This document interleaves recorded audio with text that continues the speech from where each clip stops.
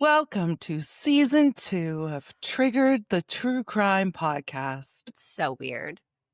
Where we were just saying before we started recording, we have seasons. Like, Literally, who are we? the best thing about this is like when you think back, like over a year ago, we're sitting in my little condo and we're like, yeah, we should totally do a podcast. Like, that'd be super fun. Like, this would be just something we could do like once a month. Here we are, 2 times a week. We started this being like, this will be really good for our mental health. It'll be good for us to, be doing something that isn't work or family. And here we are. We have listeners from literally all over the planet. It's weird. We love every single one of you. It's so surreal sometimes for me because I'm like, this was like just a funsy day that we were just like, let's do something. And then all of a sudden it just became like this and it grew and I'm so appreciative and it's odd that we're going into season 2 and I'm excited about it. And we have some really amazing things happening in season 2. Mm-hmm. We have some guest interviews we're doing. Yep. We have an episode that's coming up very soon where we have the mother of the victim who's going to join us. Yep. And give us a new perspective on some of these crimes and how it affects your family for years and years and years later. So, yeah, we're really excited. Things are happening. Yay! So, that being said, it's been a beat. I'm going to get into it because everyone's probably like, shut the fuck up. We haven't heard you. And I know. One day I just wanted to kill. I am good with you never saying that again. That is what Donald PeeWee Gaskins would later say years after his first murder. Mm-hmm. He just woke up. Just felt like it. And was like, I want to kill. And when he says this, his voice is eerily calm, casual, like he was talking about a Sunday drive instead of this insane crime. That's always the most disturbing. Murder is disturbing all the way around. It really bothers me when it just comes out of their mouths like they're ordering something at Starbucks. That has always bothered me so deeply. Well, and it's just classic psychopathy. They don't feel anything either way. It is like they're ordering Starbucks to them because there's no feeling or empathy or sadness or remorse. It's just facts. Yeah. And before this fucking monster became South Carolina's most notorious serial killer, and it's surprising to me because I we live for serial killers. The minds of these fucking monsters are holy fuck. There are people out there currently doing these things. This guy wasn't really that famous. Unless he lived in South Carolina. Yeah. He's not up there with the most notorious. So his plan failed. And I just want to say sorry, bro, mission failed. You suck. Right? He was actually known as the meanest man in America. Oh my God. That's quite the title. He, at the beginning, he was just this small, wiry boy growing up in the swamps and the back roads of the South. But his life was ordinary until it wasn't. You know what I mean? You'd look at him and you're like, this little fucking asshole. You didn't see it coming because you just didn't. We'll get into that. So Gaskins was born in 1933 in Florence County, South Carolina. Have you been to South Carolina? No. Have you? Yeah. I stayed in the most sketchy hotel in South Carolina. I cried in the parking lot. I imagine when I think South Carolina, I think those big, beautiful houses with long driveways. No, Ash was in some sketchy motel on the side of the road. It's kind of where, if you're driving, I went a couple times and as you're driving, you go through North Carolina and things start getting warmer. It's almost like that place where you're going to the south. The atmosphere is changing. There's humidity starting. It's a good time. But he was the last of several children to a woman who barely acknowledged them. His mom was a piece of work. His father, MIA, he never knew who his father was. And his mother was so busy with her own fucking bullshit, chaotic life. She wasn't caring for these kids. She was just like one of those people that was like, take care of each other. Like, I'm going out. Whatever. Yeah. Yeah. Yeah. Now, by the time he was old enough to walk, he was wandering barefoot through dirt roads alone. Like, I will never comprehend this because hear me out. I don't care how poor I am. I don't care how decrepit my life is. I can't imagine being in a spot where my toddler is wandering around outside with no supervision. right. I'll never get that. So people in the community knew him because he's like roaming around. He's this little cutie, and he was super tiny for his age, which gave him the nickname PeeWee because he's Right. Okay. tiny. Yeah. So, the average toddler, 1.5, 2-year old walking child looks that, but he probably looked like he was like 8 months old Oh, because he's itty that's really bitty. sad. Yeah. He was relentlessly bullied, not just by kids, but adults. He was so small, they would always make comments and, he just endured it. He was just enduring these fucking crazy adults and children alike treating him like shit. And then, of course, sexual abuse comes into play, Mm, both at home and later in reform school, where oh boy. violence is the law of survival. And we know this. We have seen documentaries. We will do an episode on some of these reform schools. Mm, It's not, these institutions, they breed darkness. Some of the places that I have especially learned about, they're just hiring fucking Joe Blow off the street to put up with these yeah. bad kids. And Yeah. these are the monsters that are preying on these kids that are already broken. Like, Yeah. you have kids that have bad home lives, they're fragile. So they're Mhm. the easiest targets. Him being so teeny tiny was an easy target for people. Yeah. Yeah. It's And really sad. it always breaks my heart because these are the kids that will never say anything because no one's going to care. That's right. Mm. So, as we would suspect or assume, this little guy starts becoming angry. He has something to prove. He's the tiniest kid around, and he's being abused and bullied and sexually assaulted daily. Yeah. So, by his early teens, Pee Wee was already deep in it. Like, he was committing burglaries, he was assaulting people, armed robberies. He was just chaos, which I'm assuming he inherited from his mom. But also, he Yeah. probably just didn't know what to do. Yeah. But like, everyone around him saw this and they're like, oh, he's just like an angry little man. He has got little man syndrome, like that whole thing. Yeah. But they didn't see how dark it was. But as we know, abuse, physical abuse or verbal abuse, it does cause brain damage. Big time. And that And is proven. yeah, obviously mom was a train wreck Yeah. and it didn't start off good from the beginning.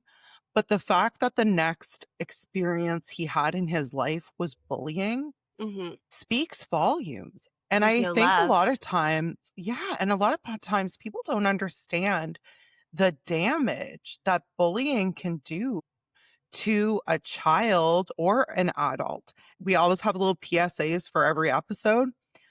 You don't have to say anything. You can scroll past a post that you think is stupid or whatever without saying anything. You can Yeah. do that. I know you can. You have it in you. Yeah. So this kid is spiraling. He's a late teen now. And because his power was taken away from him from like the age of being a toddler all the way Mhm. through his adolescence and up into young adulthood, of course, his violence was giving him power. And now I am not, saying that his actions are justified. That is not what I'm saying.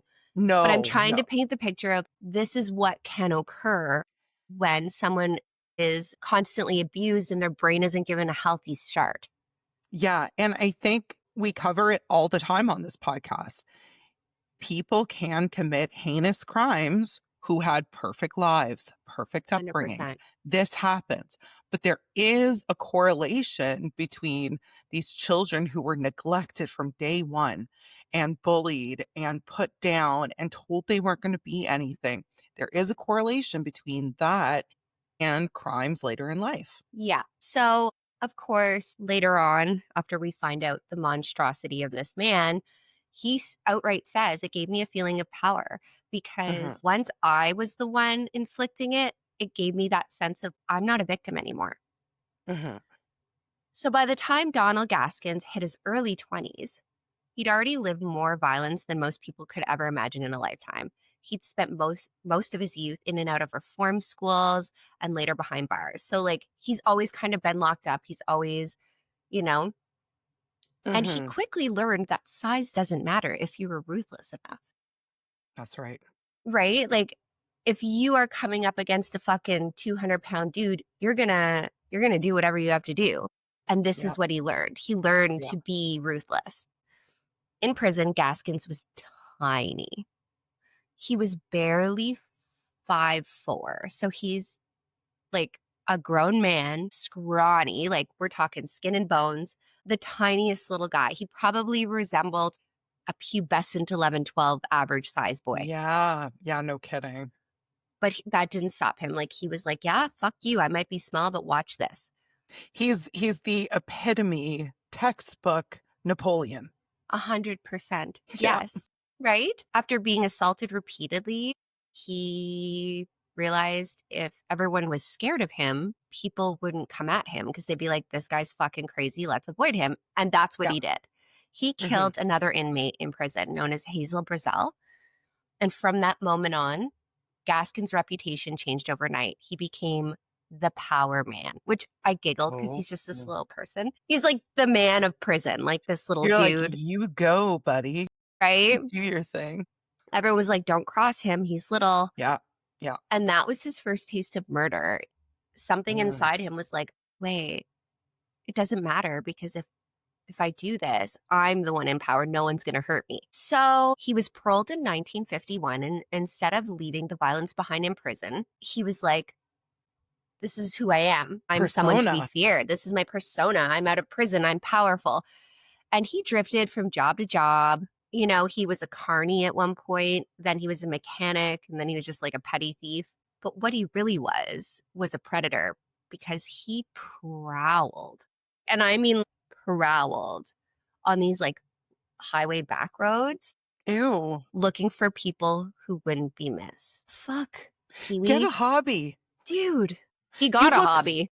I was gonna say you'd look super cute on, like, a Harley Davidson, like, get a Right. hobby. Man. And I don't know if you heard about this, but do you remember hearing about the coastal killings all along the coast? I Well, there's been quite a few coastal killings. This was like in the 50s and Yes, 60s. I do. That was Mhm. Pee-wee. He was the guy, which is weird because he's teeny tiny. So he would pick up hitchhikers, mostly young women. And I mean, this little dude pulls over and he's smaller than you. You're like, oh, he's just a nice guy, right? And he was charming. And he would promise them a ride or, like, hey, do you want to have a drink? And then he would take them deep in the woods. Terrifying. What he did in those woods is fucking unspeakable. He Ugh, would torture these women, rape them, and then eventually he would kill them. 'kay. And he would brag about this years later. They were so gruesome, and he would talk about these things to investigators, and the investigators would be like, I just need a minute. This is absurd. Yeah, that's rough. Gaskins claims to have killed over 80 people, What? but 80, although authorities could only confirm a fraction of that. Okay. But it wasn't the numbers that made him terrifying. It was the way he spoke about it. He was just like, yeah, I think about 80. I don't really know. What? Always bothers me so much. It's so fucked up. So he would sit there and be like, yeah, like it was so fun for me. Like I would see somebody and I would get like this feeling and I'd be like, okay, Oh. watch this.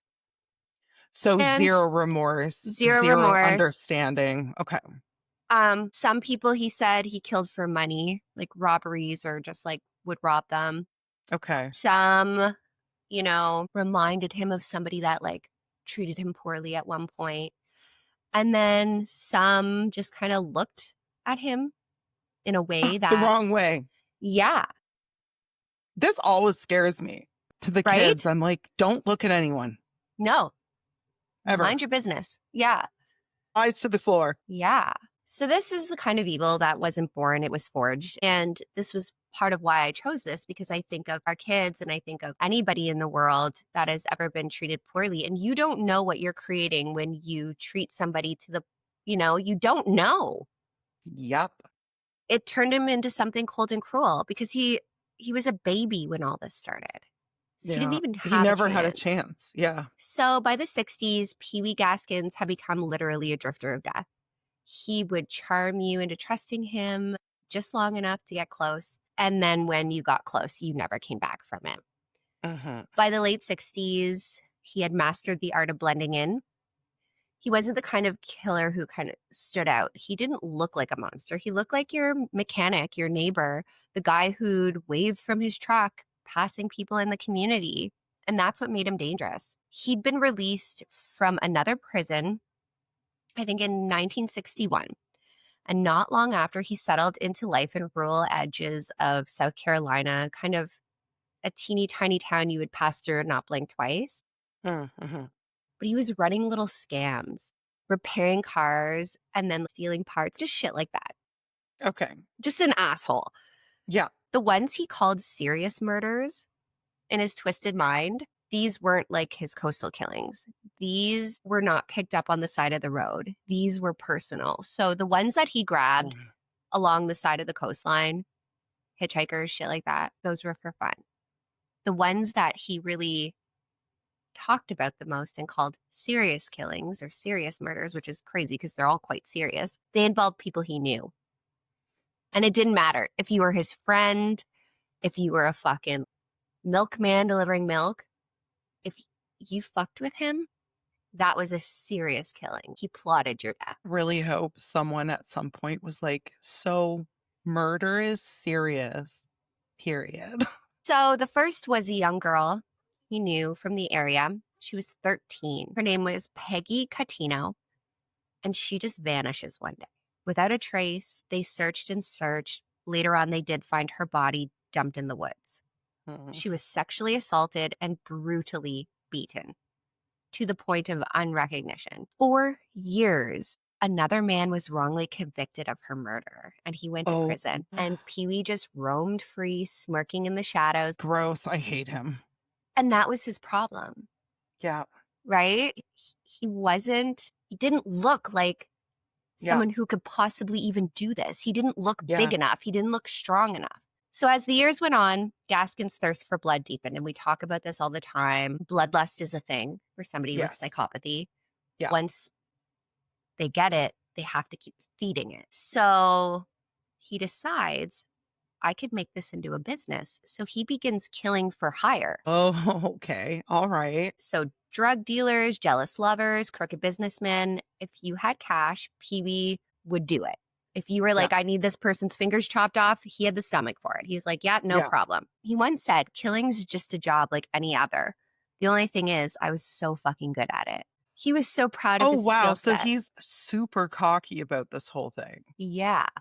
He thinks Okay. he's the Shit. hottest shit. Yeah. Yeah. Investigators would later piece together that he had killed people over petty feuds, insurance schemes, and debts that barely amounted to pocket change. Like, this person owes me $20. He's like, don't worry, I'll fucking I'll kill them. kill him. Hello? But for him, it really wasn't about the money. It was about the control, of course. And it just made sense that he couldn't hold a job, so why not make this a business? And the most terrifying thing about this is people trusted him. People knew he was a fucking contract killer, but everyone was like, it's okay, we'll go to PeeWee. He almost became like fucking like mob boss. This tiny little no man. kidding. I was gonna say this gives off such deep mob vibes. But it had Wow. nothing to do with the mafia. It was just this No. little angry man. It was just PeeWee. Yep. A lot of his victims, he would bury them in what he later called his own personal killing fields. There were these desolate patches of land across South Carolina in the Low Country. Okay. When investigators did find them, the remains had been so scattered, bones gnawed by animals, it was impossible to piece together how many bodies there were. Now, when he was finally caught, he didn't deny it, of course. he boasted. He's like, I've killed so many people, I can't remember. And like at one point, and this was like off the record, he had said to like this cop, "You're a good looking guy. Like, how many women have you fucked? You probably don't know. Just like, I don't know how many people I killed." Like, he was just like, that was like his mentality, right? That's wild behavior. Yes. It was Wow. so normal for this guy. And it's just very shocking to me that people don't Mhm. really know his whole story because 80 victims Yeah.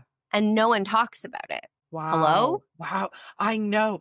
Maybe our listeners can chime in here. We all know about Egin. We all know about these big, famous serial killers. But how come some of them are etched in history, in stone, and some of them, I mean, I'm true crime obsessed. I haven't heard about some of these people. Right? Because there's Why? so many. What makes one serial killer more famous than another? Because it's not body count. It's like anything else. You get a big break. And this is South Carolina way back when. It's not as prominent. Maybe. So by the end of the 70s, even the underworld started to fear him. People were like, don't fuck with him. The mob was afraid of PeeWee, Yeah, yeah. which is Hmm. crazy. Crazy. But what would finally bring him down wasn't just murder, it was his arrogance, as it always is. Yes. You know, he thought he was untouchable. And he made one mistake that brought him down. Mm. So he was walking free for years at this point, killing, lying, laughing in the faces of people. And people fucking knew, but no one had the balls to like report it, Yeah, yeah, you know? So it was known, but not known. And the cops didn't yeah. know. And I think the cops knew, but there wasn't enough. Mhm. He had this reputation. And for those who didn't know better, he was just little PeeWee. So the cops kind of knew him as like scrawny mechanic who could fix anything, tell you a dirty joke and then disappear. Yeah, yeah. So by 75, his double life starts to crumble because one of those close acquaintances, Walter Neely, had been helping Gaskins bury bodies. He was like Okay. his right-hand Oh, man. And he'd seen the graves and he knew the secrets and he was yeah. terrified of this guy. But he fucking did it because he was like, well, what am I going to? I'm in it now. If I fucking do something Yeah. about it, I'll be next. But by this time, PeeWee is kind of getting paranoid and he's getting more angry. And friends and associates were disappearing.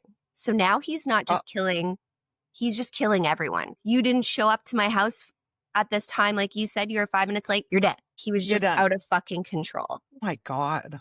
Yeah. So at this point, he murdered one of his partners, a young man named Dennis Bellini, and Bellini's 15-year-old half brother, John Knight. He's like, both he is gone. Wow. Just, you're done. He's out of control now. It's just every day. Yeah, clearly. Now, that was his mistake because when investigators Yes. began questioning Neely, he cracked under the pressure. He led police straight to Gaskins' hidden burial site.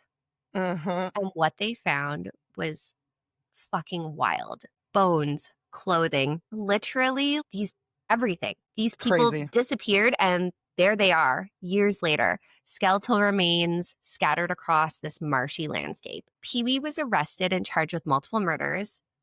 But true to form, he didn't go down quietly. In custody, he boasted, he bragged, and tried to manipulate officers. He loved the attention. So he loved being in prison because people were like, oh, fuck, here comes PeeWee. And he loved it. I think when you feel invisible your whole life, you'll take anything you can get, right? Yes, exactly. He Exactly. even told investigators that he killed over 100 people at this point, All right. but they couldn't confirm it. He was boastful. Yeah. Do It's we hard know to how say. many were confirmed or is it still So not in his unsure? killing fields, they assume they found 15 to 20 bodies in the one area. We're talking marshlands, years of Yeah. animal. Yeah. You're Yeah. not just, piecing these together. Yeah. In court, he showed no remorse. He smirked and cracked jokes. When the verdict came down, death by electric chair, he smiled sweetly and said, "Well, I reckon that's fair." So these are the most dangerous people because they don't care. They don't No. care if they live or die. They have nothing to live for except for their crimes. It's the only way that anything excites them. Right. And then while waiting on death row, He manages to kill again. Oh He my God, murders his fellow PeeWee. inmate, a man named Rudolph Turner. He had been convicted of killing an elderly couple. Gaskins claimed a mob boss had offered him money to do it. Mm-hmm. He smuggled in explosives, rigged a radio, and blew. He got What? a. He fucking had a bomb in a prison. I'm sorry. I am dying because when you said he killed his cellmate, You're like, oh, like I shank. was like, he made a little shank out of his toothbrush. I was not expecting explosives. He fucking made a What the goddamn hell? bomb and blew his head off. You know what? PeeWee gets A for effort. Right? Good for you. It wasn't just Wow. like your fucking run of the mill shank or fucking strangulation. Like he was like, Yeah. watch this, Yeah. motherfuckers. And of course, this act was the one that sealed his fate. The courts ordered his Yes. Yeah. execution. When the day finally came, September 6th, 1991, PeeWee walked into the electric chair wearing a grin. So he sits down. When he asked for his final words, he said, I'll let my lawyer talk for me. And at 1:05 a.m., the current surged and the meanest man in America was gone. But his story still lingers in the South Carolina heat, in the swamps, in the small towns. People remember him still because it wasn't Yeah. even that long ago. Yeah. Yeah. So for me, when I brought this story, I could tell it in a way that I was telling a story, but I don't want to give him that power, although he's gone. I just want people to Mhm. know that no matter what someone looks like, the scariest people can be the most small, insignificant looking. No, they don't look aggressive. They don't look big. They don't look strong. That's right. He was 5'4", wearing a smile. That's He how tall I am. Right? So after the execution, this community, obviously, they exhale because they're like, okay, it's done. This guy is gone. But now they're like, okay, there's this many missing people. There's that many Mm. missing people. How are we ever going to get answers because he's gone? For years after his death, investigators and locals in the low country kept uncovering bones in the same desolated Oh, areas where Gaskin once man. hunted. So families who'd given up hope on answers would get these calls and they'd be like, we Wow. found a piece of jewelry or a set of teeth or a bone Mm. fragment. And then there was his confessions. He had written them down, detailed and chilling, with the help of a journalist. Yeah. Okay. So this journalist, Wilton Earl, wrote a book called The Final Truth. But when looking at this book, it's hard to tell if all these things are true. But it does make you think that they could be because they were finding bodies years and years and years afterwards. Yeah. And a lot of it could be, but I will say, just based on what you've told us so far about PeeWee, like he's a drama king. He enjoyed the spotlight. He enjoyed the attention. So part of me thinks maybe there's some of it is truth, but I bet you there's a lot of exaggeration up in there. And here's the thing, and I don't know about anyone else, but this fucking journalist, you literally gave him exactly what he wanted in the end. Yeah. Yeah. You literally should be ashamed of yourself. I'd be interested too to hear from our listeners to see where they stand on this because it is so hard in a situation like this. Because while I appreciate, because I do, because we're true crime podcasters, while I appreciate knowing what's going on inside the head of a killer or inside the head of someone committing atrocious crimes, at the same time, in a situation like PeeWee, you know that's what he wanted. Yes. It You know shouldn't have that. been It's the same as Chris Watts. Like, yes. rumor has it that Chris Watts loves hearing that, there's a documentary coming out, there's podcast episodes coming out. At one point, I do plan on covering that story, but I don't want to talk about him at all. It's going to be about his girls. Yeah. Yeah. And then, of course, as we all know, there's folklore. Ooh, tell me. Like decades later, people who lived in South Carolina would literally say where he ran his mechanic shop, it would be empty and they would see lights on and off in that area. Strange lights. There was talk of people seeing these girls, like random girls walking around. Spooky. And it actually became known in South Carolina that parents would tell their kids, don't go wandering down those back roads after dark or PeeWee will get you. And I giggled because I was like, yeah, You know what? Parents are wild. we're When I think back to even the boogeyman, okay? And I know that all of these things come from actual reality.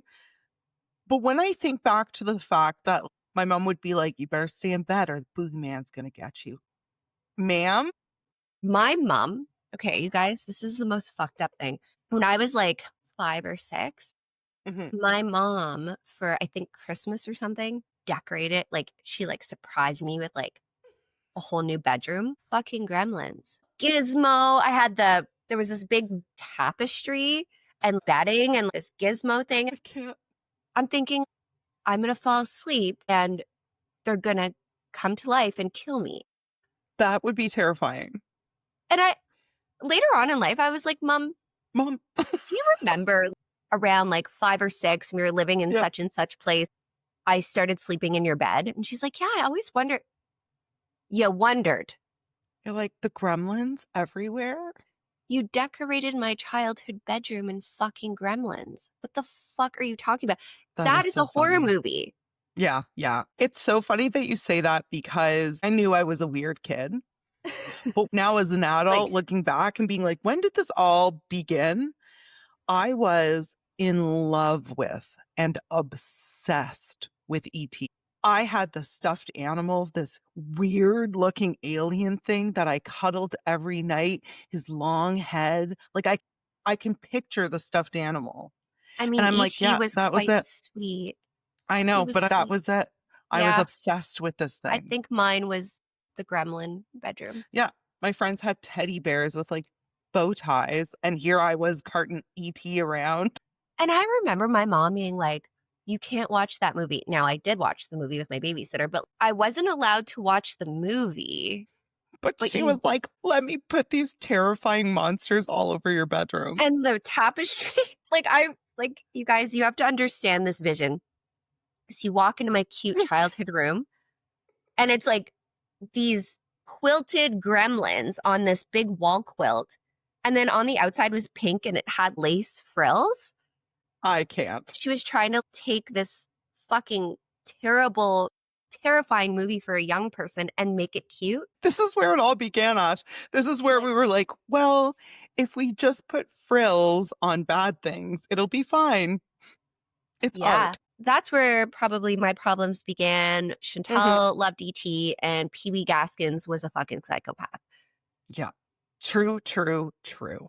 A little story. Now, we do have amazing stories coming. I'm working on some fucking wild tales right now. But I wanted to start season 2 with, here's a serial killer that outkilled so many serial killers. Yeah. We don't No know one's about them. talking about him. Yeah. I love it. I love it. What I the had fuck? heard of PeeWee Gaskins. Yeah, I think but from not me. other, but not really.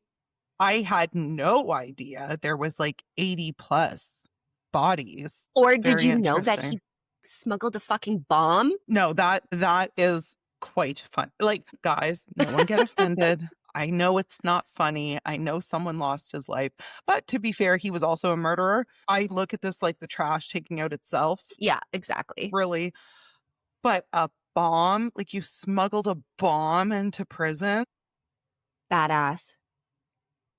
Fuck. Badass, badass short king. Here we go. Right? Maybe this is where the term short king came from. Yeah, it's probably Pee-wee. He started it all. You know what scares me? Pee-wee. I have a short king for You have a short king. Yeah. my kid, and like Chantal's daughters call him the short king. Yeah. And as I was like writing this, and I was like, You're like, why are there so many similarities? No, but your son is the sweetest little human. So It's I'm not crazy. worried. No, I'm not worried. Well, thank you so much for telling us about Pee-wee, despite him sounding like an absolute nightmare. he's a dick. We thank you guys so much for your patience as we got ready for season 2. We just needed a little beat Yeah. between seasons. And now it's going to be Tuesdays and Fridays. You're going to get us up in your ear holes. And we have lots of exciting things happening and coming. So stay tuned, keep listening. We're so glad that you're on this ride with us. Woo, let's go. All right, we'll see you on Tuesday. See you Tuesday. Bye. Bye.